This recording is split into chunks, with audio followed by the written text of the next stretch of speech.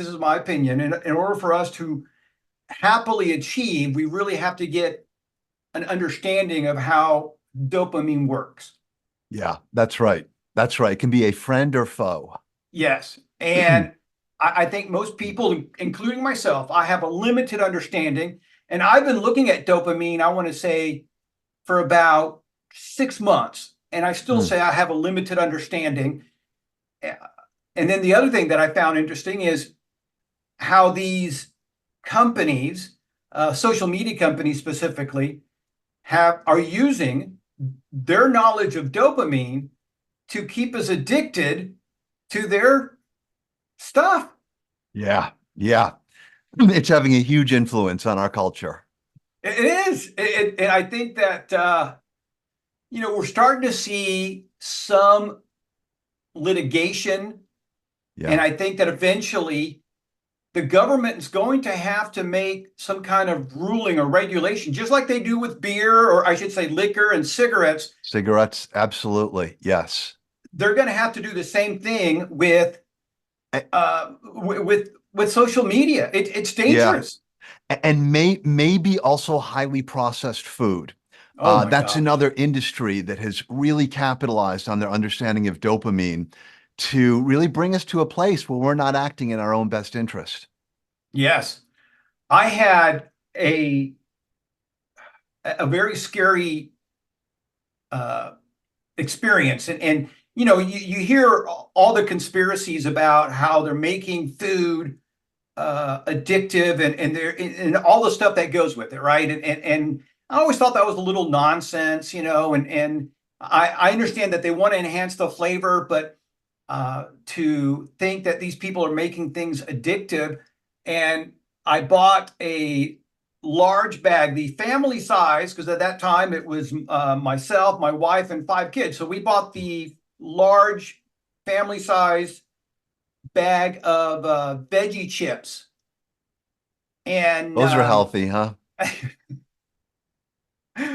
so my wife and I, at that time, my wife and I devoured the entire bag. Our kids didn't have a chance.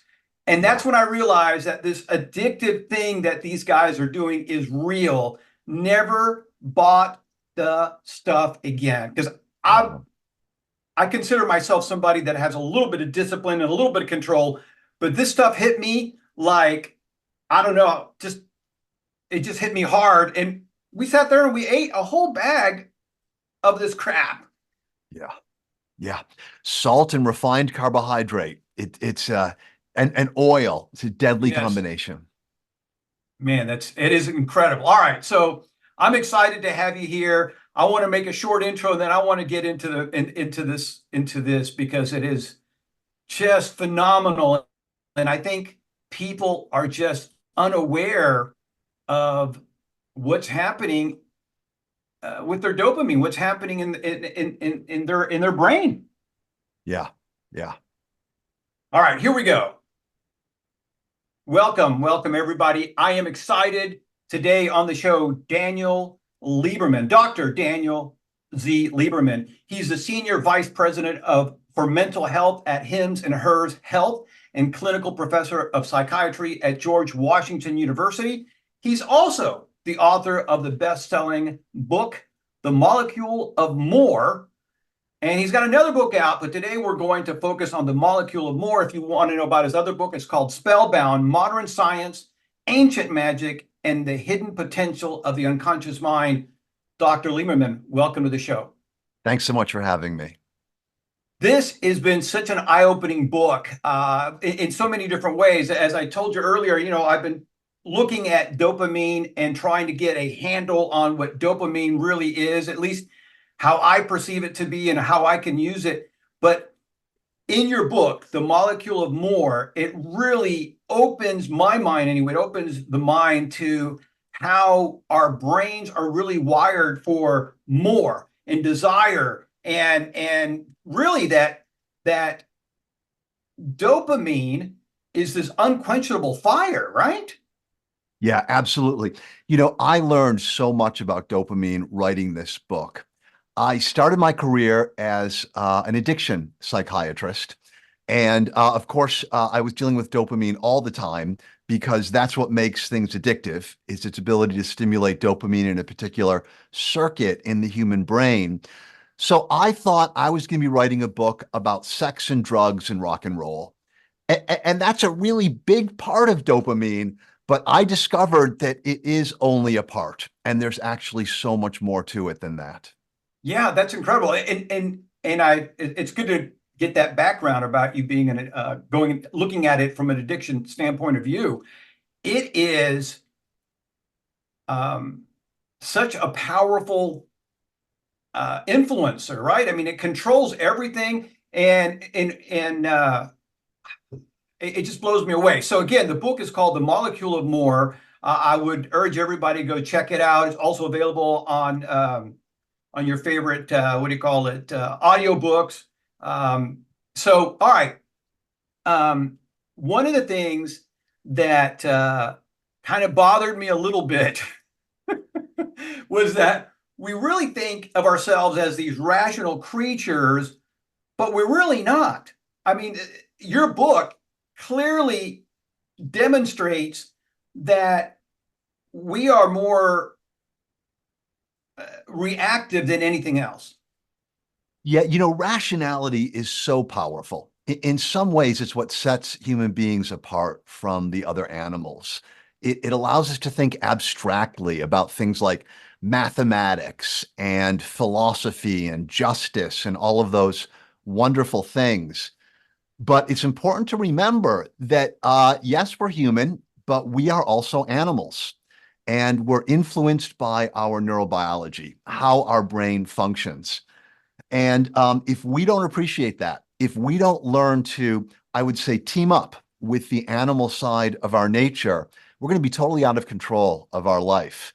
And one of the reasons I wrote this book was to help people better understand one of the most important aspects of their animal nature when it comes to the behavioral decisions we make. And I use the word decision advisedly because in many cases, it's not a decision. It's, as you say, a reaction to things going on in our environment. And we're just bystanders in many cases. Yes, absolutely.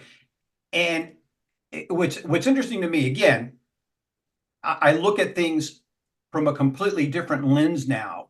When I see again people reacting, um, now I'm looking at it.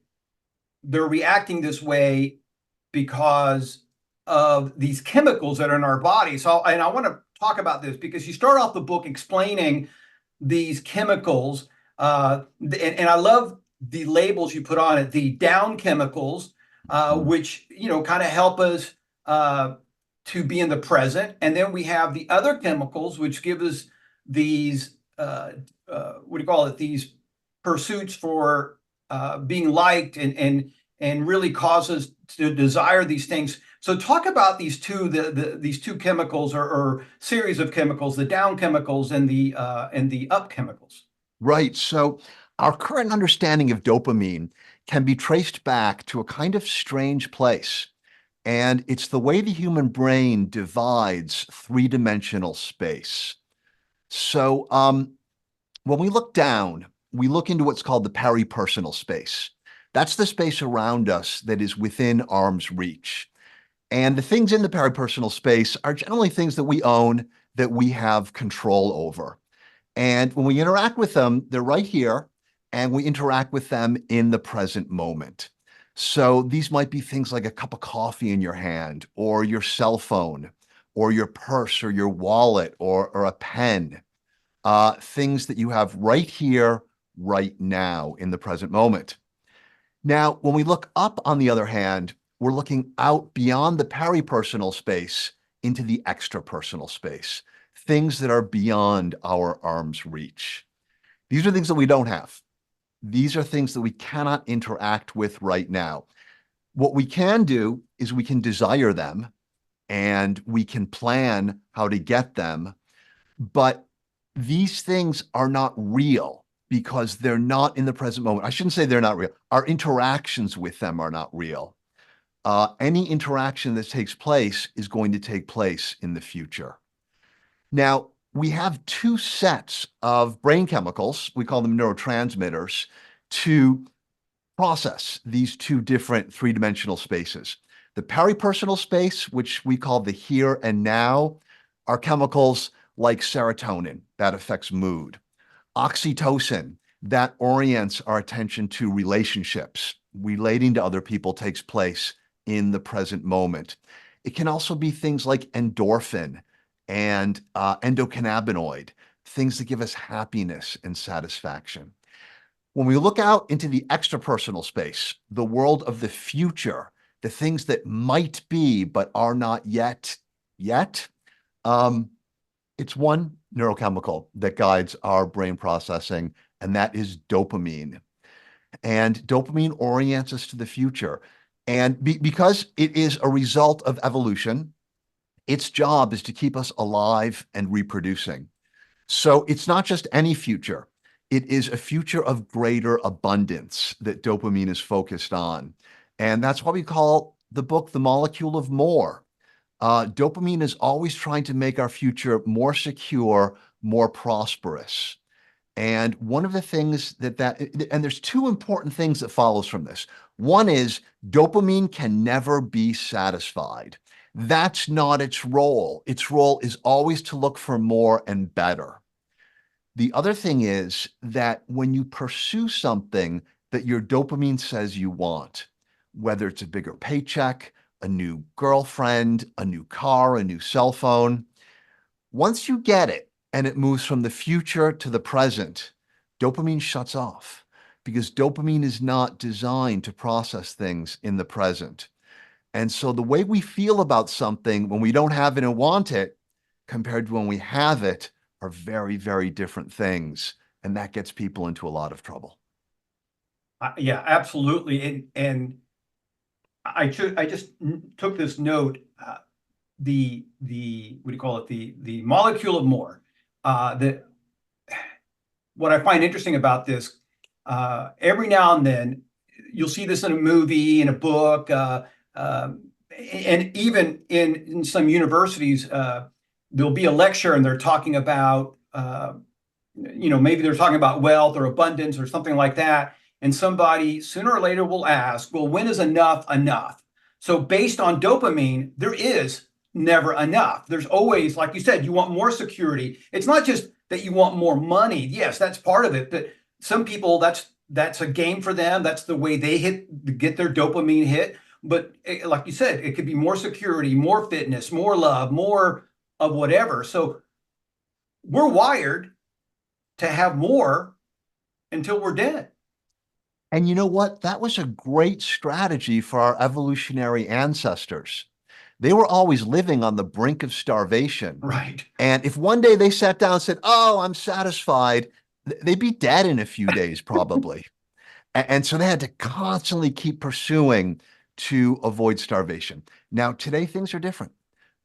Today we're not living on the brink of starvation. In fact, billions of people around the world have the opposite problem, and that is obesity and the illnesses that go along with that. We maybe consume too much, and maybe that's having a negative influence on our environment. But the problem is that this brain that we got through evolution, which has been so effective at allowing us to master our environment, now is not well suited to the somewhat artificial environment that we've created. And now, instead of working for us, in many cases, it works against us. Yes. I am just thinking again. You and I talked about this a little bit earlier about you know with social media, you can be in the present and in the future simultaneously, right? So you have what was it called? The peripersonal, Very personal is arm stuff within arm's length. Yeah. right? So theoretically, you have your phone. So this is your peripersonal, but because it's social media, or maybe it's a video game or whatever, you can be in the future as well, right? Would that be correct? Yeah, that's right. The phone is really a window outside of the peripersonal. The phone tells us about things that are outside our reach, about things that could be. And I think that social media is a great example of how the phone can really be a dopamine addiction machine. Um, Dopamine is not just interested in things that are going to make our life better. It's interested in hypotheticals as well. So let's just briefly go back to people who are obsessed with getting money. Think about someone who's got $1 billion. Right. There's no way you could ever spend $1 billion in your lifetime. And yet people who have 5 billion, 10 billion, 20 billion, they obsessively spend their life trying to make more and more and more, even though it's going to have absolutely no effect on the quality of Right. their life. What they're doing is they're just putting points on the board. And this is the same with people who play video games.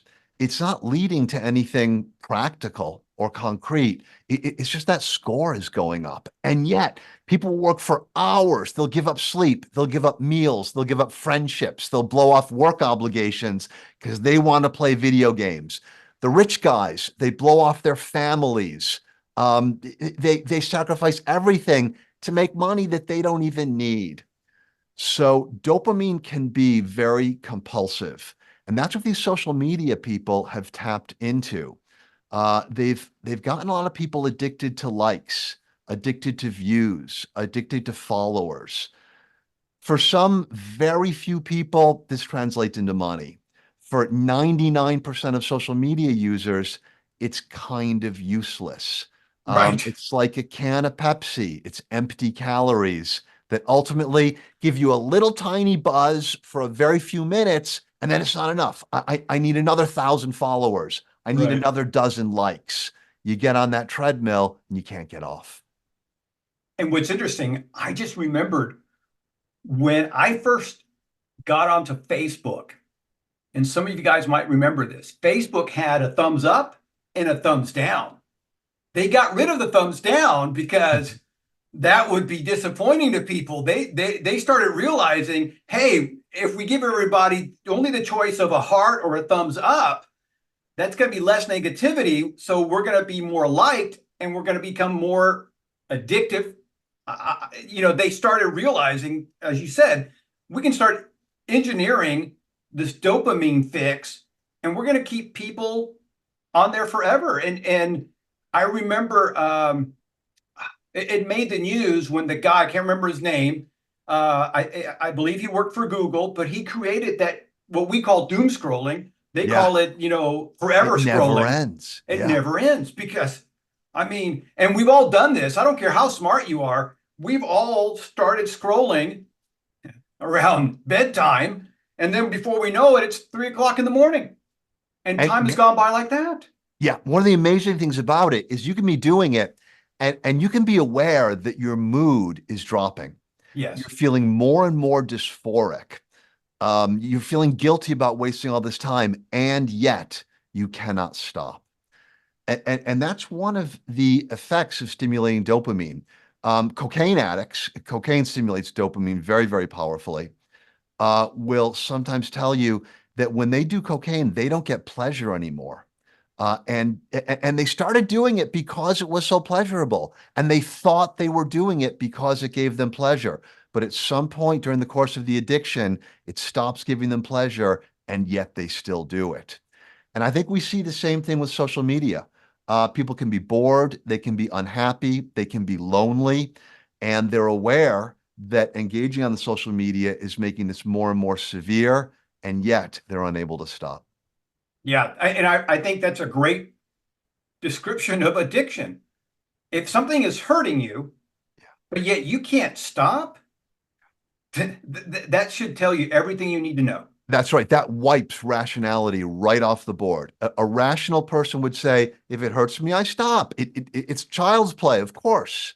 But unfortunately, human brains are more than rational, less than rational, different from rational. I don't know what the right way to describe it is. It just goes to show you uh, how complex we can be, and at the same time, how simple, right? So, hey, if this makes me happy, I want more of that. That's fairly simple. But then it turns around. Hey, this no longer makes me happy, but I can no longer stop. I've lost control. And willpower, you talk about this in your book, willpower will only last for a short amount of time. That's I, right. it Yeah, doesn't really exist. I mean, it does exist, but it's it's weak. not, it's weak. Thank you. It's very limited. Yeah, it's not a good tool for behavior change, especially change that involves dopamine or has become habitual. It's kind of like a muscle in that it does tire. So, for example, a wonderful study found that if somebody is on a diet and they need to resist something, somebody brings in cupcakes to work for somebody's birthday. The person on the diet uses their willpower. They say, you know what? I'm not going to eat that cupcake. Later in the day, when they're faced with a bag of chips at home, they are more likely to succumb to temptation than if they hadn't had to refuse that cupcake. So willpower is only good once or twice. But when you're trying to struggle with behavior change, especially bad habits, you're going to be hit over and over and over and over again. And in the addiction community, we have a saying, it's better to be smart than strong. Don't Hmm. try and overcome these things with sheer strength of willpower. Strategize. Try to outsmart your dopamine so you don't have to use willpower.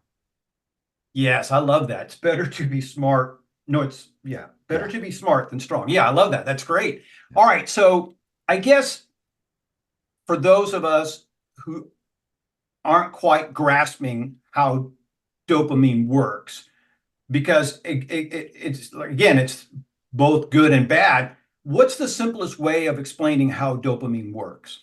Yeah. So, the simplest way of explaining it is unfortunately a tiny bit complex. We can't simplify too much or we're no longer accurate. So, one thing to know about dopamine is dopamine is always focused on maximizing future resources, getting more. But there are different pathways in the brain through which dopamine travels. And those different pathways do things that are slightly different. So, for example, one pathway we have is what's called the desire circuit. We call it the desire circuit. It's not an official name. Um, and that does two things. It makes you want things, and it briefly rewards you when you are about to get them. Not when you get them, but when you're about to get them. And there's a wonderful illustration of this in, of all places, Winnie the Pooh. Christopher Robin asked Winnie the Pooh, what do you like best in the world?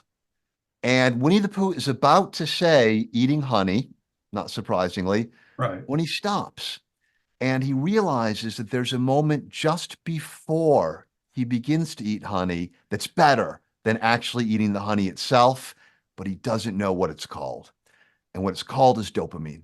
Because remember, dopamine is only about the future. When you're about to eat the honey, dopamine is maxed out. It's about to come. It's about to come.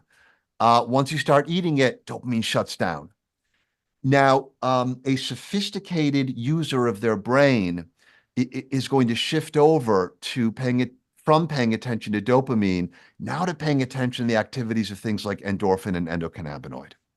Not the pleasure of anticipation, which is a kind of excitement pleasure, but the pleasure of satisfaction, which is a much more calm pleasure. It's fulfillment.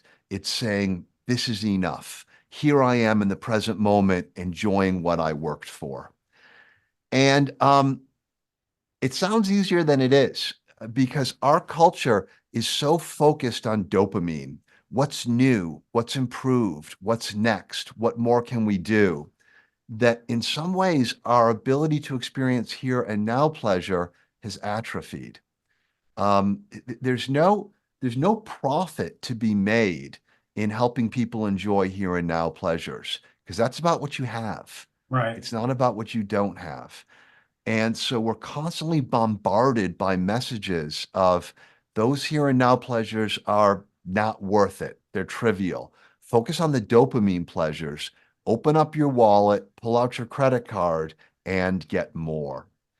So, one of the things the book is about is encouraging people to learn how to savor the here and now pleasures. So that's dopamine in the desire circuit. Now, there is another circuit that we talk about, and that's a control circuit. That one is evolutionarily newer than the desire circuit. It involves the frontal lobes, the prefrontal cortex, which is the most recently developed part of the human brain.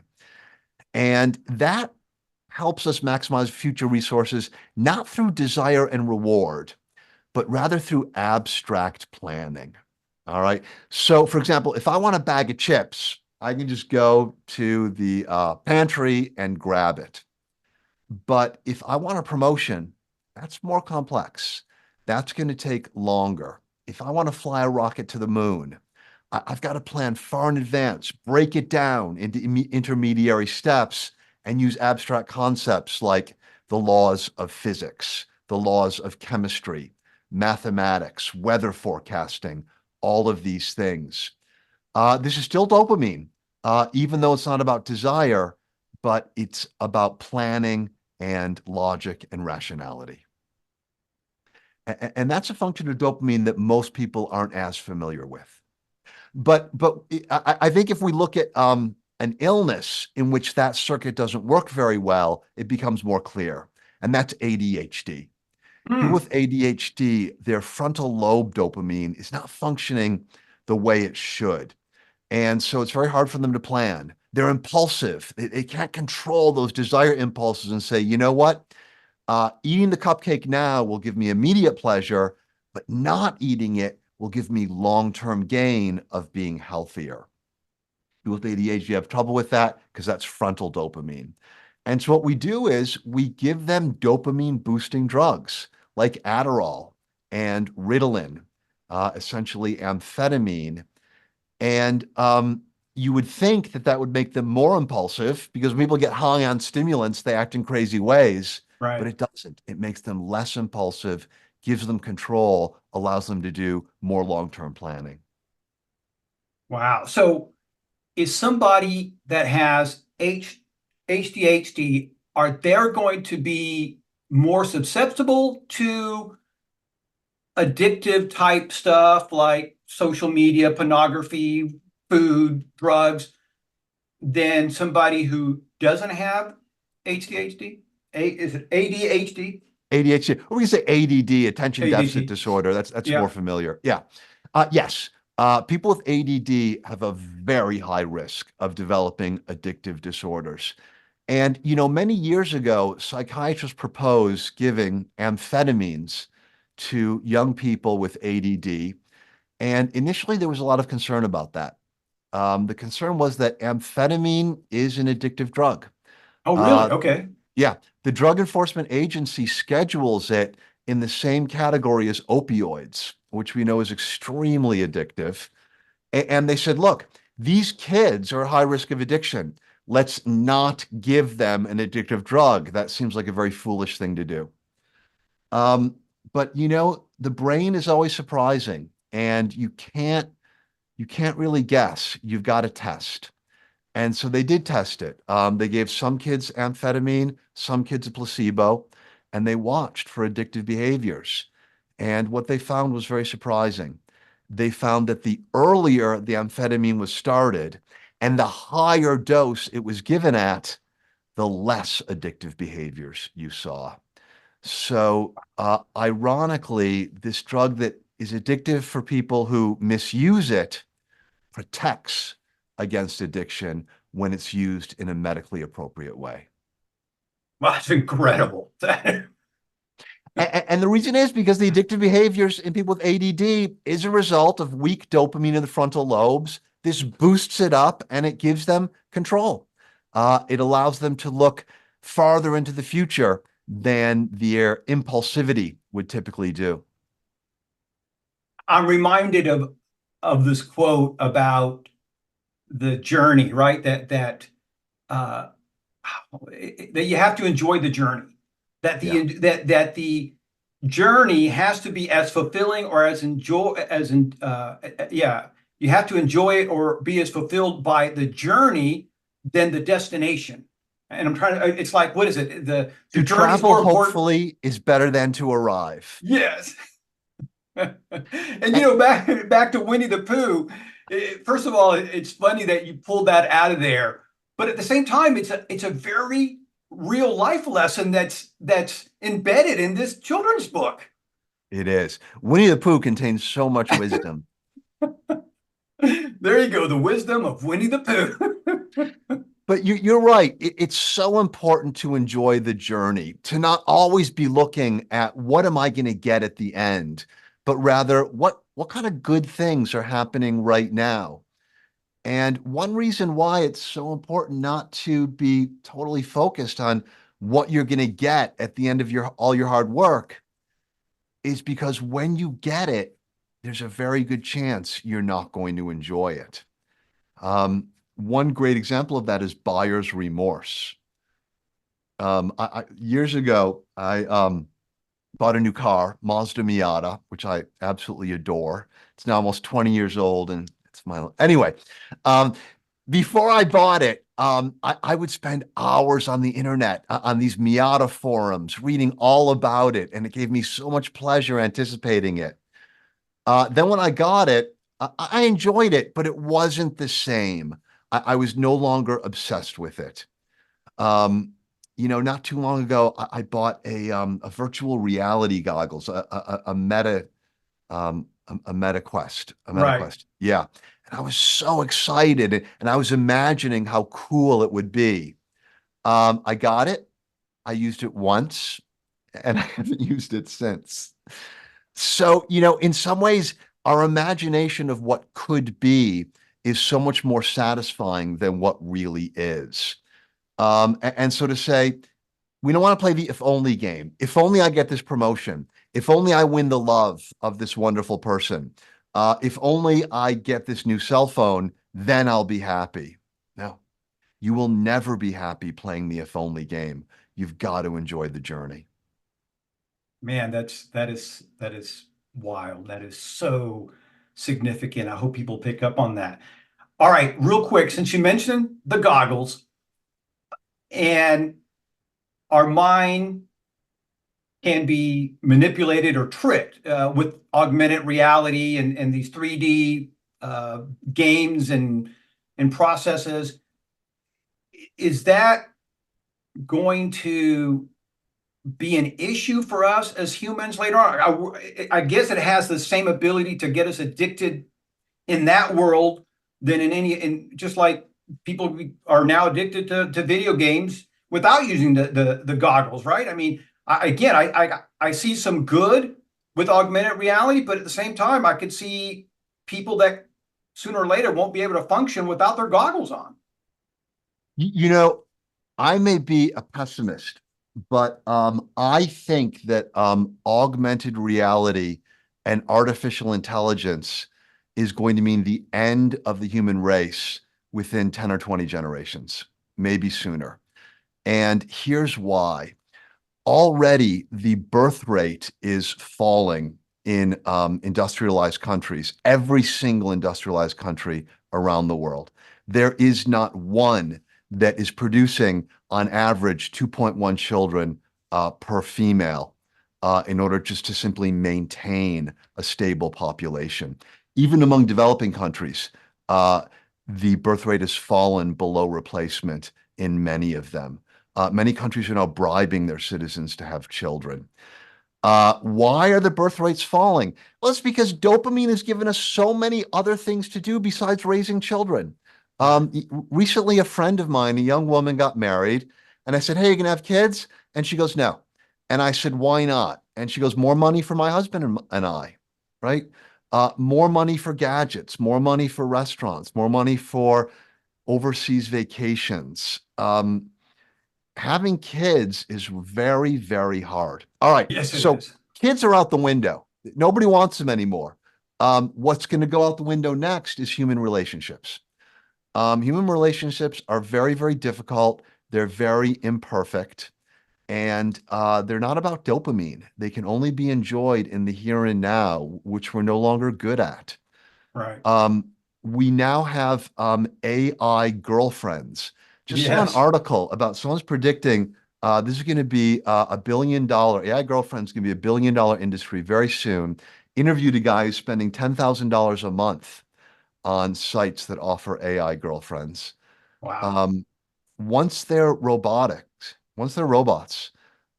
indistinguishable from humans, except they never challenge us. They always do exactly what we want to. We're going to stop reproducing. Yeah, yeah. So about 2 years ago, I had this guy on the show. He's a demographer. He studies demographics. In case I didn't say that right. And to your point, this is again a couple of years ago. At that point, they had already picked up that the birth rate among teenagers had fallen drastically, Mm. and they had tied that in to the latest technology. So maybe it's 3 years ago. At that time, the emerging technology was this thing called Uber and Lyft. Hmm. And the reason for that, which I thought was interesting, is there's no chance of privacy. Growing You can't up, have sex in the back seat of an Uber. so I just thought that was so interesting. But it's true. It was, getting your vehicle was a rite of passage for most teenagers. For whatever reason, a bunch of, again, this generation of teenagers no longer thought that was important because Uber and Lyft, and because that wasn't important to them, the privacy that we get from having our own car went out the window. Teenage pregnancies went down, which sounds good until you realize that, hey, if we're not making babies, sooner or later we're not replacing ourselves, which is vitally important to sustain our way of life. And then to your point with relationships, right now, I would say the younger generation is struggling with this concept of relationships because again, everything's on the phone. I mean, Yeah. I have 5 kids ranging from 35 to, and then the twins are 23. And the behavioral difference between my older kids and my younger kids is night and day. For example, my older kids, kind of the way I grew up, somebody comes knocking on the door, you go to the door to see who's there. With my twins, somebody would knock on the door and they would scurry like roaches. They would, Dad, somebody's at the door, and they would run upstairs. Hmm. Where did that Uh, come from? It was the yeah. weirdest thing. But Yeah. you can see how this younger generation is very reluctant to do anything face to face or build a relationship. They're already struggling with the relationships. One of the countries that's having the most problem with this is Japan. Mm, Their birth rate is like almost zero at this point, and wow. they're having population collapse.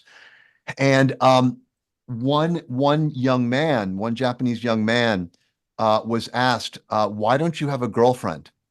And he says, "I prefer pornography to actual sex because the pornography never asks anything of me and never says no."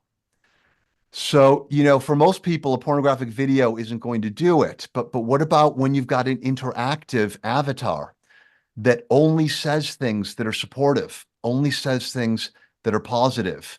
That's going to pick up more people. And then when it's an embodied robot that looks sexier than any human being that you're able to attract, is kinder, knows you better, has no needs of their own, no human beings will be able to compete. Wow. That in itself is a book and a movie right there. And people ask us, how come, the universe is infinite? The universe is huge, and there's billions and billions of planets out there. How come we've never seen any evidence of extraterrestrial civilizations? And I think this is the reason.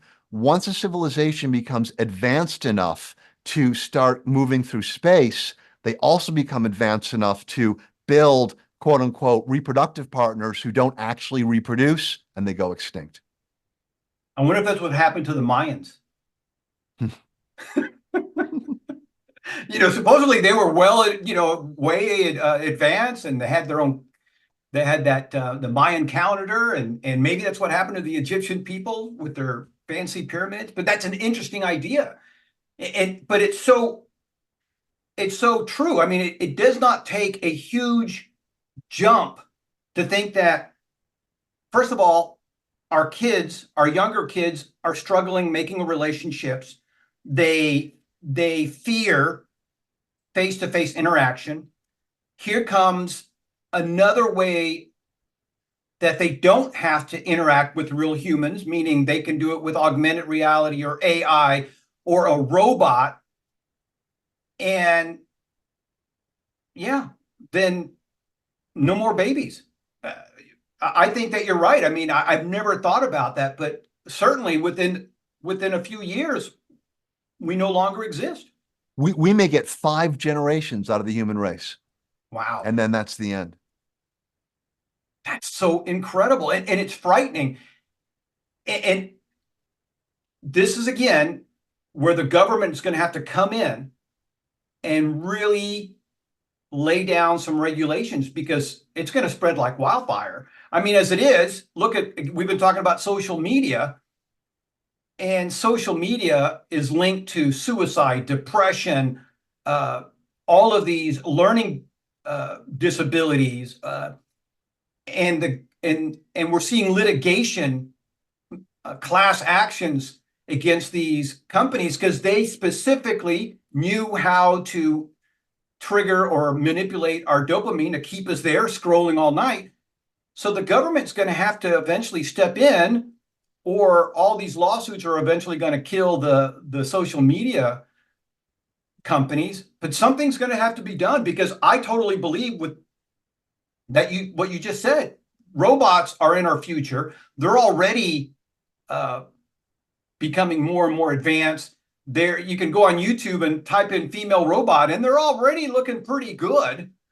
And as you said, now you can create a robot that's only going to be supportive, is never going to bother you, not going to really want anything from you, and you can just live in your own little bubble. I saw an interview with the founder of a sex bot company called Real Doll. Mm-hmm. Um, and they asked him, "Are you gonna make this? Gonna give this doll muscles and joints so it can move?" And he said, "That's very, very difficult, and I don't think that's going to happen in the near future. But what I am going to do is I'm going to give it an AI brain, and people will fall in love with it Wow. because it's going to say all the right things." So let's talk about love when it comes to dopamine, because you can fall in love with somebody because of the dopamine, right? I mean, because that's really what it is. It's a combination of dopamine and oxytocin, Yeah. Hmm. and you can make those things happen. And one of the things that I teach with my sales team, and I teach this with my clients as well, I do talk about building a bond with your customers using oxytocin, being aware, and and I have a whole thing on negotiation. And again, one of the things that I teach is the way most people handle negotiations or selling is they're not trying to build they're not trying to trigger oxytocin, right? And so if you and I are negotiating something and we're both fierce about it, one of the things that I'm going to do is I'm going to try to leave us on a good note. If I can get you to laugh or smile or we can end on a good note, I'm going to again I'm and you correct me if I'm wrong. I'm trying to use oxytocin to leave on a good note. So when you see me again, there's a positive reaction versus a negative reaction. And but love is that way. Love can be manipulated just like this sex bot's talking about. I think that dopamine plays a very interesting role in love. And to understand it, we've got to split love into 2 pieces, just like we started by splitting the world into 2 segments of 3-dimensional space. There's the feeling of being in love, and we might call that passionate love. For many people, and I would include myself in that, it is the most pleasurable experience of one's entire life. is falling in love. You feel like the world has been absolutely transformed into fairyland. Your life is transformed and will never be the same because you've got this divinity who is in your life. Right. Um, and you say, "This is it. The rest of my life is going to be great. This is never going to go away." But no, it doesn't last forever. It lasts on average 12 months. And the reason, and that's driven by dopamine. And the reason is that dopamine never lasts forever because remember, its goal is not to make you satisfied. In some ways, it's to make you dissatisfied. And so after a while, it shuts off and goes on to the next thing. When that happens, a lot of people make the mistake of saying, "Oh, I guess this person wasn't really the one." Um, and they end the relationship and go on trying to find somebody else. And they're just going around in a circle because it doesn't matter who it is. They're not going to get much more than 12 months out of it. What a more sophisticated person does is that they realized that the love transforms. It Mm, goes from dopaminergic, passionate love to here and now companionate love. Companionate love, as the name suggests, is a kind of a friendship. It's a kind of a very, very deep friendship. And in some ways, it can be better than passionate love because it's enduring. right. It's about the deep satisfaction of having someone else's life entwined within your own, knowing that there's someone who's always got your back, who understands you better than anyone else in the world and is always going to be there for you. That's pretty darn good. Yes. Arguably as good as passionate love. So I would just say that if somebody is in a new relationship and they're feeling they are in love, wonderful, enjoy it, but be on the lookout for that moment when it needs to transition. And as I mentioned, modern people are not good at going into the here and now. Be aware, it's going to be a challenge, but there could be a lifetime of payoff. Absolutely. Well, and ultimately, isn't that what we all want? We want that companionship love that you're talking about because we all know, at least people who have experienced it, we know that that passionate love, which, as you said, it is sweeter than sweet. It's the best of the best, but it only lasts, whether it lasts for 12 months or 24 months or whatever. But sooner or later, one of the benefits of being in a long term relationship is that you can start focusing on other things. I remember for me, and I think other guys do this, but at least for me, I remember one of the reasons I was excited about getting married was I won't have to worry about dating anymore. All the time and money I'm going to be saving by not dating. I was wrong. If you want to have a long-term relationship, dating is going to be part of that. But that is one of the benefits. If you have a long-term stable relationship, then it frees you up to work on these other things because love is important, companionship is important, and I think in that what is it, the hierarchy of needs, it for some people it comes first, and then once you have that, then it frees you up to focus on other things. Not that you're waiting on that one thing alone, but again, historically, you fall in love relatively young in your 20s, and assuming that it's working great, you start focusing on other things. At back in the day, men would work on their career. The women would start working on having children and nesting and getting all that stuff squared away. Things have changed since then, but still, when you're in that right relationship, it does free you up a little bit. As you mentioned, it gives you that support. It's great that this person has your back and they know the good, the bad, and the ugly about you, and they still want to be with you. So that is a phenomenal thing. Yeah, I think a healthy long-term relationship, it fills a need that almost all humans have. And if that need's not filled, we have to spend so much time and energy trying to get it filled. Once it's filled, in a way, it's a firm base and it's rocket fuel. We can capitalize on that feeling of fulfillment and satisfaction to catalyze other aspects of our life. Absolutely, absolutely. I want to ask you this. Again, I've been studying dopamine. I'm trying to see how I can use my knowledge of dopamine to manipulate my own behavior. Is there, in your opinion, a dopamine crash? In other words, you and I have a goal to run a marathon, and we run that marathon. After the marathon, man, we're high-fiving each other. We're feeling good for a day, a week, maybe even a month. But after that, does it crash? You know, dopamine is more likely to crash when you expect a reward and then you do not get it.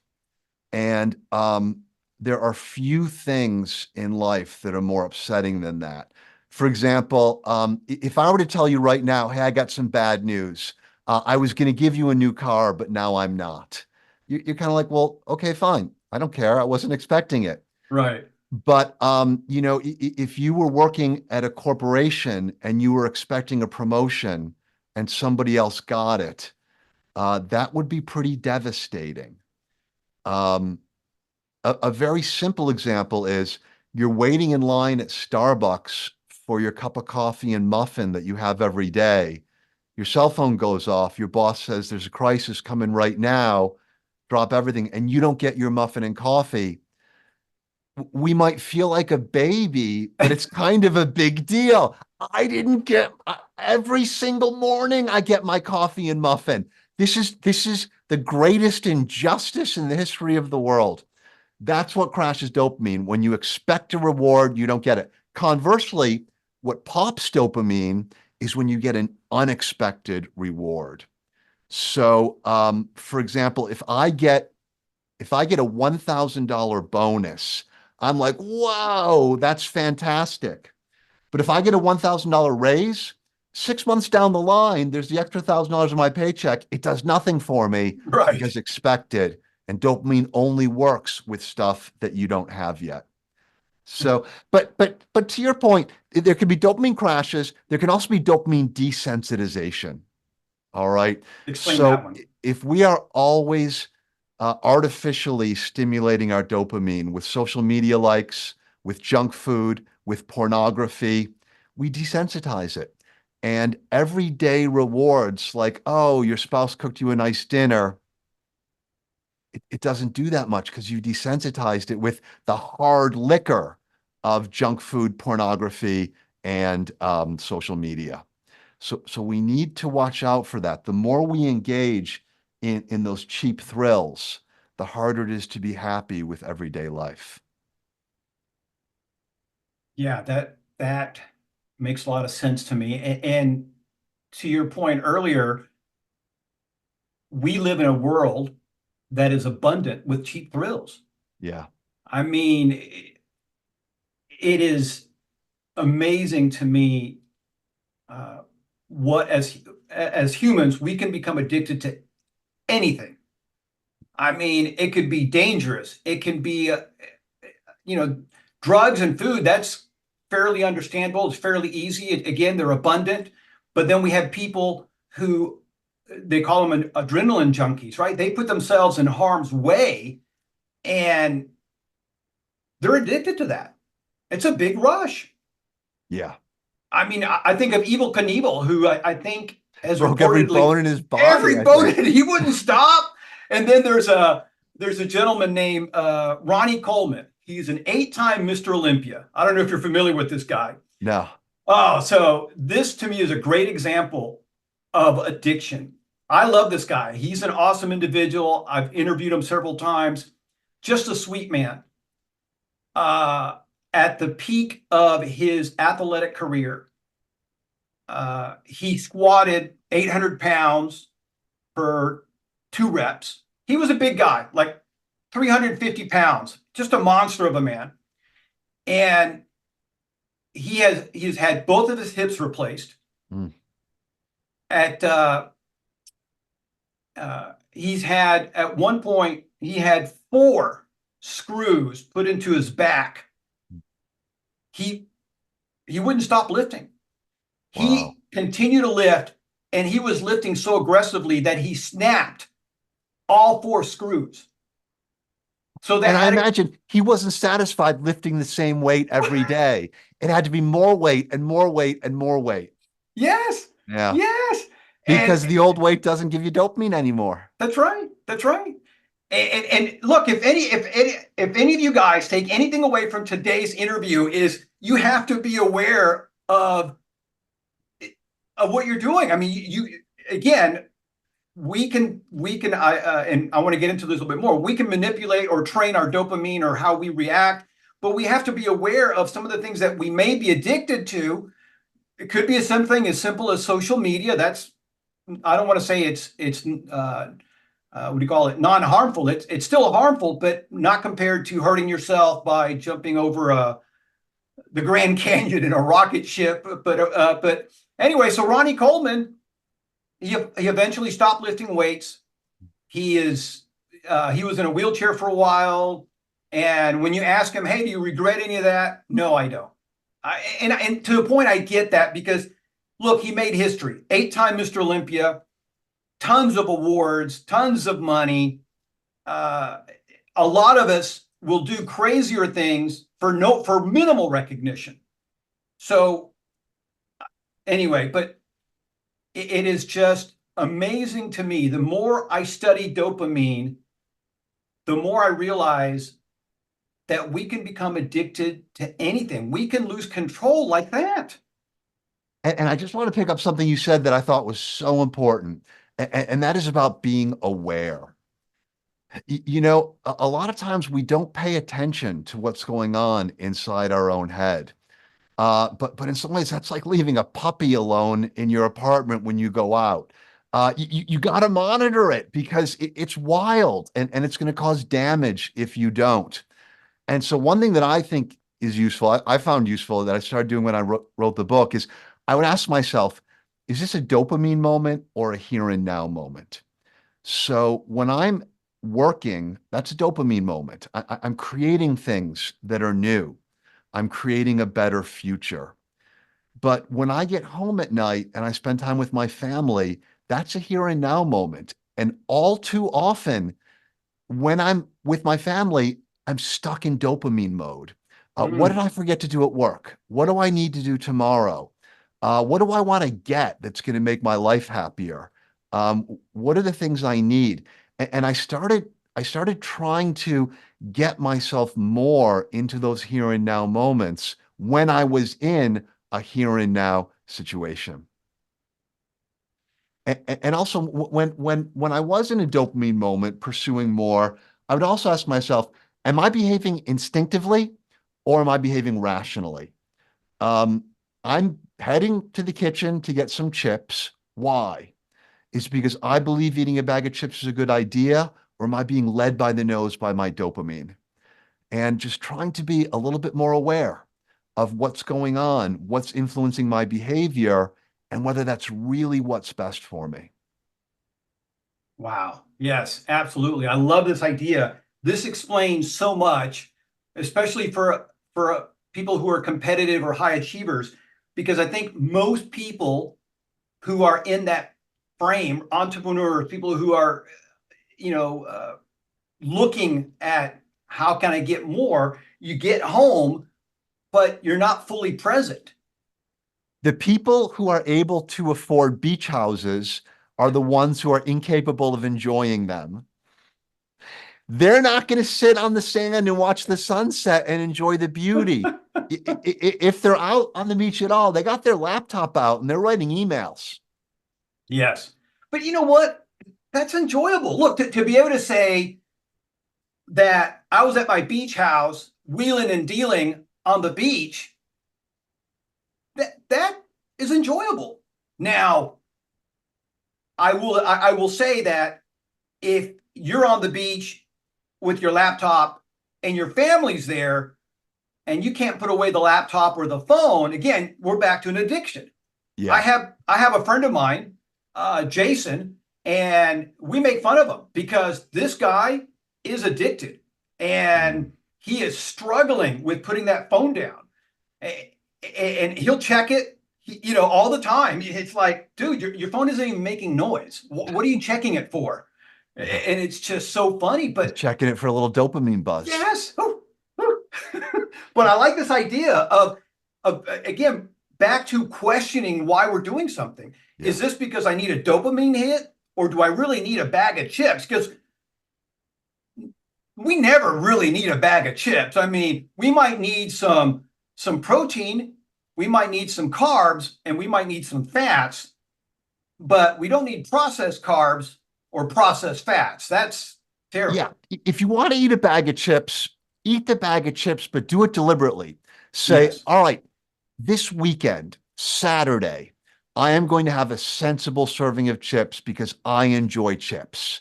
Right. And then it's not this impulsive thing. And you say to yourself, and while I'm eating those chips, I'm not going to watch TV. I'm not going to be surfing the internet. Mm. I'm going to be focusing on the sensation of eating the chips. And then I can say to myself, all right, I did it. I don't need to do this again for another week or two. What's so extraordinary, what you just said, one of my clients, this is many years ago, was a weight loss clinic. I'm not going to mention who it is, but you go there. They had meetings. They talked about this exact same thing. That one of the easiest ways to overeat is not being present with your food. It is so customary for us to sit in front of the TV and eat. And my brother, we all gotten together, us and the siblings, and my sister had made one of our favorite desserts, which is a flan and it's a custard type, very delicious dessert. Anyway, all of us who were present, once we bit into it, we realized, oh, this is bad. This is probably the worst thing I've ever eaten. And my sister gets up and says, don't eat it. The vanilla has gone bad. It's terrible. My brother walks into the kitchen. His plate is empty because he was so fixated on watching whatever he was watching on TV. He ate it, didn't realize it didn't taste good. Yeah. It's That's a amazing. great example. Yeah. It's amazing what we can do. And to make things even worse, now we're sitting in front of the TV with our food and our small screen while we're watching the big screen. So we're like overwhelming ourselves.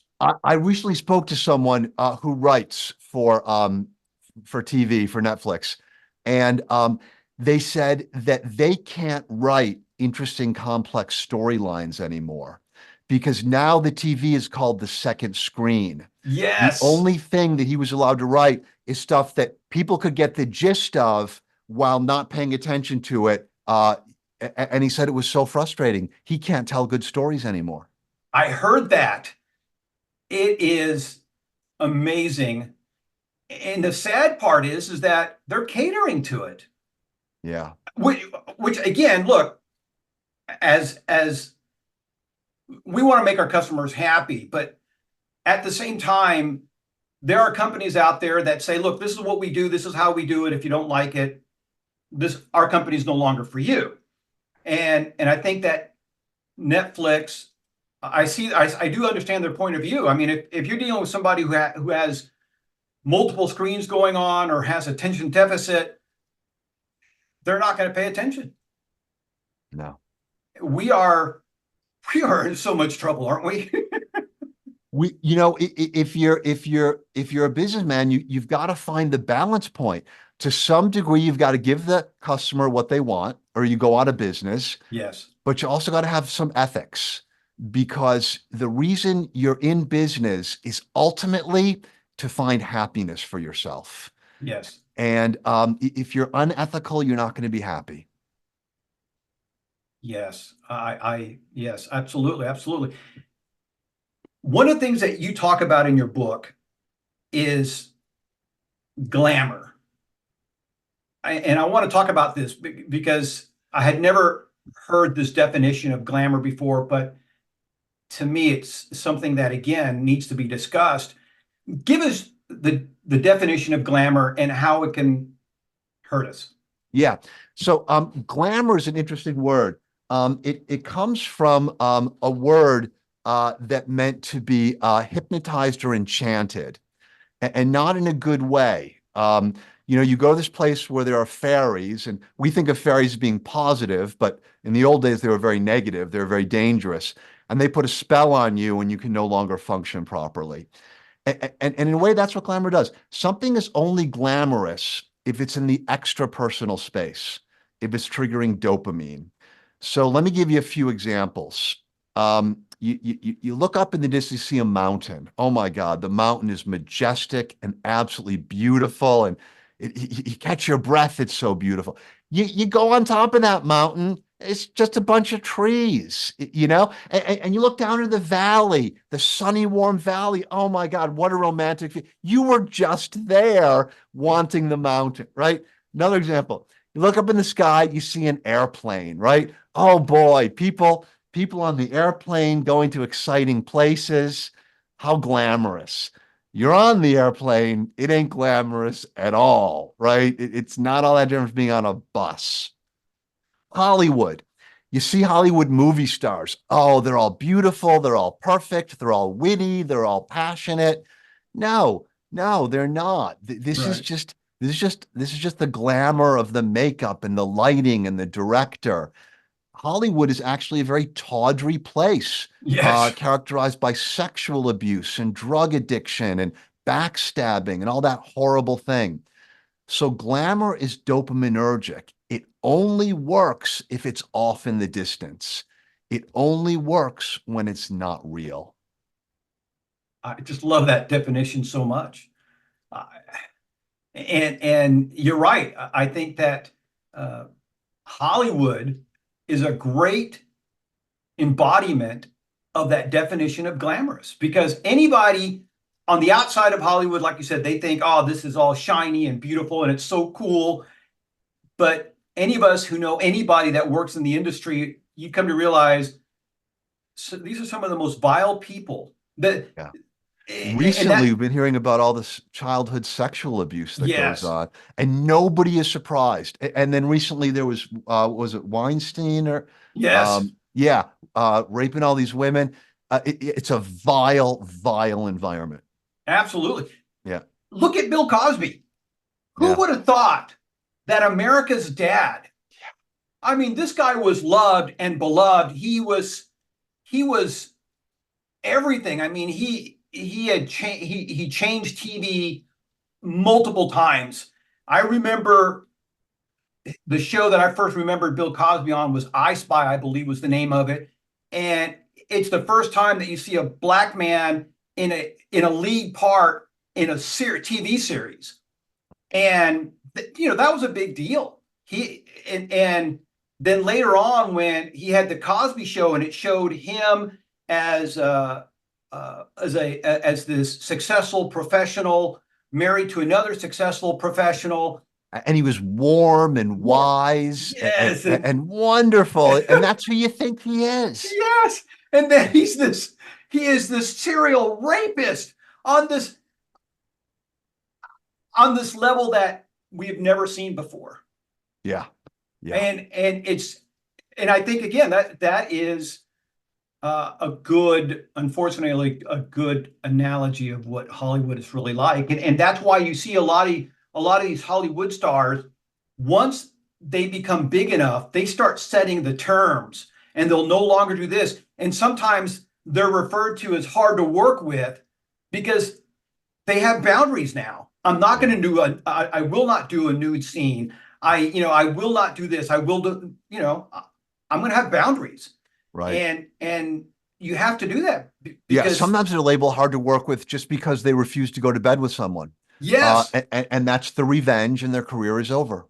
yes, and just to be clear, it's not just the women that are being preyed on; it's the guys too. Mm-hmm. And so that was a revelation to me because the women stuff has been around since forever, Mm. but then recently guys started coming out that yeah they have to put up with it too. Yeah, yeah, It is just crazy and sad because at the same time Hollywood has helped move, I think, America forward. When you see, again, going back to Black actors, for the longest part, they had a very specific role to play. There were usually servers and tap dancers, and there were these sidekicks and kind of silly little bits and pieces. But then later on, Sidney Poitier, I remember, again, his coming onto the silver screen and then the TV and stuff like that. Hollywood helped with racism. It helped break these lines down. Something as simple as Star Trek, where you had Uhura, who was part of the leadership team there and stuff like that. And I think, if I'm not mistaken, Star Trek had the first interracial kiss. I think that's right. Yeah. So not all bad. Hollywood does some good. Yes, but it does. Yeah. again, back to the glamour. It's only glamorous until you understand that it's not. That's right. When it moves from the extra personal to peripersonal, the whole facade falls apart. Yes, it's incredible. All right, so what can we do to train ourselves or to be able to train our dopamine? I guess how do we train ourselves so we're not so reactive? I mean, one of the things that you've already suggested is ask these questions. Why do I want this bag of chips? And then to be aware, okay, I'm going to sit down and I'm going to enjoy this bag of chips. I'm going to turn off all other stimulants, sit down and enjoy how did you say, my reasonable portion of bag of chips. Because we are so reasonable. But are there other ways where we can control our dopamine?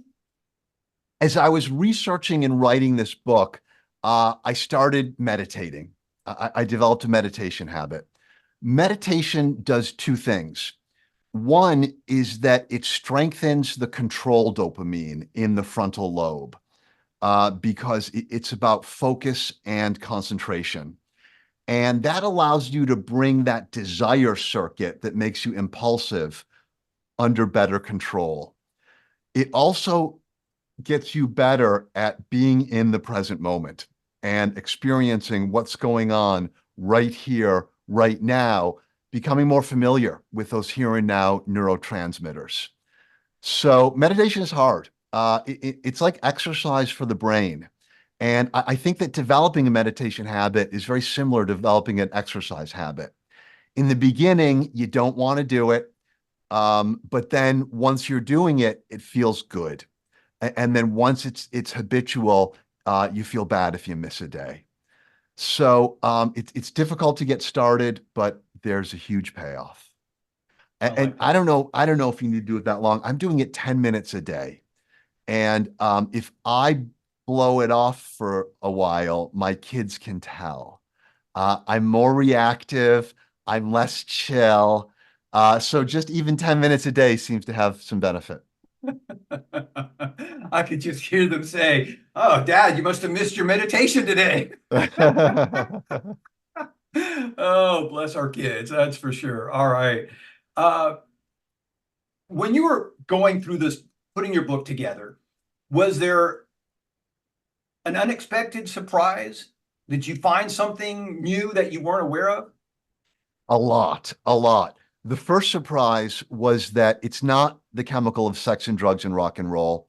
It's the chemical of the future, what we do not have, maximizing future resources. And that really just blew it open. And then from that came the second part of the book, when we discovered the role of dopamine in all of these unexpected places. Creativity, politics, science, mathematics, all of these places, and we found it absolutely permeates our world. That was what was most surprising to me. Yeah, that was the biggest aha I got out of your book as well. It is scary. We are dopamine creatures. Yeah. Everything we do or don't do is because of dopamine, more or less. And then of course you become aware that, again, we talked about social media, we've talked about the food industry. There are these companies out there who have become experts at manipulating us through our dopamine. Yeah. And let me tell you, unless we as parents do something about it, unless the government does something about it, our our new generation is going to be slaughtered. I mean, they're already addicted to the phone. Somebody made a comment the other day that the zombie apocalypse has already happened because you have all these people walking around like this. There is Yeah. no interaction. I mean, you go to a restaurant, if there's four people there, they're all four on their phone. And they're sitting right next to other humans, but yet they feel more comfortable scrolling on the phone. And then, oh, look, this is funny. I know. I know. It's horrible. My hope is that it's going to be like cigarette smoking, Mm, where it took a while, but people recognized that it was very, very harmful. The tobacco companies fought and fought and fought, and they yes. delayed the realization, but eventually we did. And then there was government regulation, but I think that what really did the trick was it was no longer socially acceptable to smoke cigarettes. Yes. That's not to say that it's completely eliminated, but it's much less common now. And I think it's because of social disapproval. I think we will get to the point where pulling your cell phone out when you're with another person is going to be like lighting up a cigarette in a restaurant. People are going to say, no, no, no, no, no, no, no. That's not acceptable. Man, what a glorious day. But what's interesting though is that you're seeing more and more of that. You will have where they'll tell you to please put your phone on silent or please put your phone away. Now, some events, you have to lock down your phone. You can't even have it on your person. They put it in those special containers and they give you a receipt and they locked up your phone. And some schools are forbidding they have to put their phone in a cubby when they come in Yes. and no phone all day long. And their test scores are stratospheric. Yes. Simply by taking away the phones, they go up. Discipline problems go down, and the students just start interacting with each other more and develop social skills that people with phones are not developing. That needs to be a universal law in all schools. Uh, you put your phone away when you step through the door. Yes. And maybe to some extent in our offices as well. Maybe. Because look, if you're at the office, you have access to your computer. You don't really need to be tethered to your phone. Yeah. And it's become kind of like a nervous tick. If you have a phone, it's again looking at it just like if you're at a social setting, that you'll see people who are their nervous tick is taking a sip, trying to look cool. Anyway, listen, we're out of time. Go ahead. You I was had just something going to to say, say? cheap dopamine thrills are now like oxygen. We have to have a constant supply of it. We can never stop. Yes, absolutely. It's been such a pleasure getting to know you and diving into your book, The Molecule of More, available wherever you find your favorite books. I would love to bring you back and talk about your other book when you have a chance. I just found this subject matter to be so fascinating, and it really helped me to understand that how addicted we are to just about everything, how we can become addicted to everything. And, my biggest takeaway from today, besides all the stuff on dopamine, is the fact that we're really on the verge of having the human race disappear. I think so. The the thought of robots and AI replacing human interaction is real. Mhm. 5 years from now, it's just going to be a ghost town. Yeah, I'm afraid of that. Anyway, thank you so much for stopping by. It's been a blast. Thanks so much for having me. I really enjoyed it.